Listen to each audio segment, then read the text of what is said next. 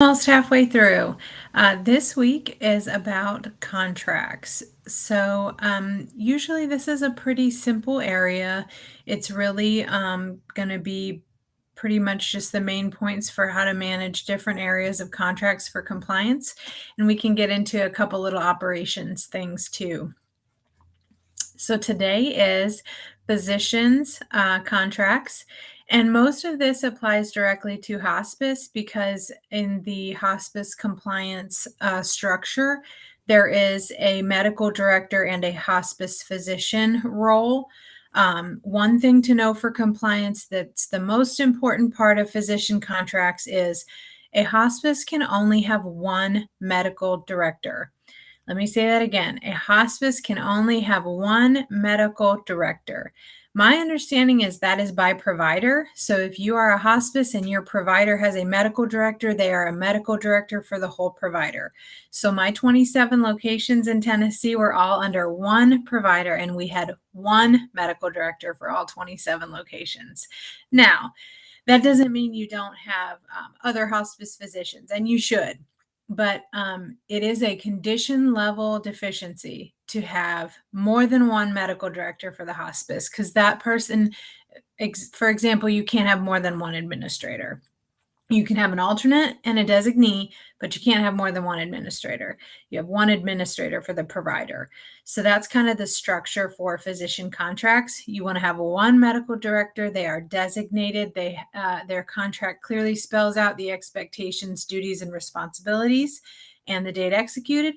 And then you have a designee or an alternate who knows they are the alternate medical director. If for some reason the medical director is out on vacation, can't be reached, whatever the case. And then you can have other hospice physicians that you have contracts with that are maybe you have a specialist contract, maybe you have a palliative physician or a niche area you want to have a physician, or you just need an alternate because your size is large and you need help with IDT or IDG schedules and things like that.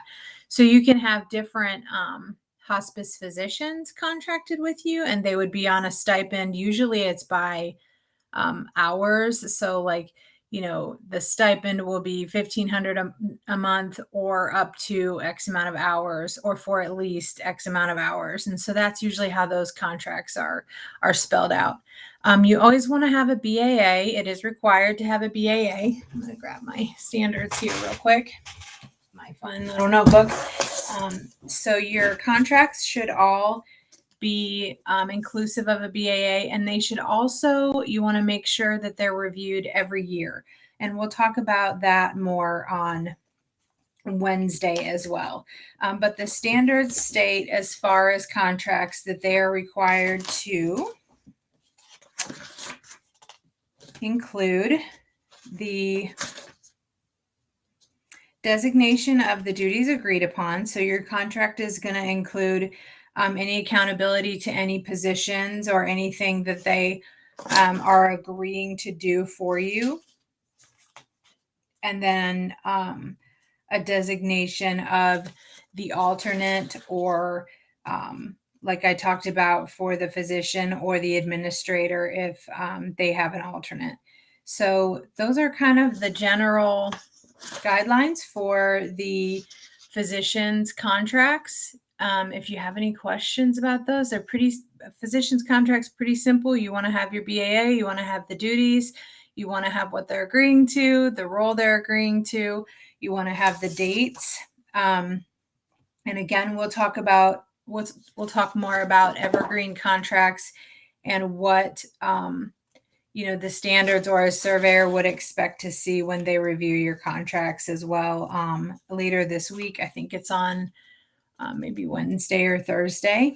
So contracts should be pretty simple as long as you have a contract format that you're comfortable with and you've had approved. Usually if there's any problem or if there's something specific, they'll ask you to change the language or they'll ask you to add an addendum to the contract. So you don't want to overthink the contracts too much. You just want a general contract standard template that includes um, those areas for the physician. And the physician's contracts are pretty simple. All right.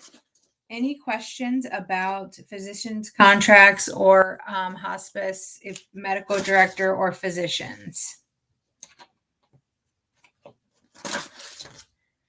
I did see that several people in the poll said that they were a little overwhelmed by the information. So I'm going to try and create an event to do some Q&A so that you have some time to ask questions or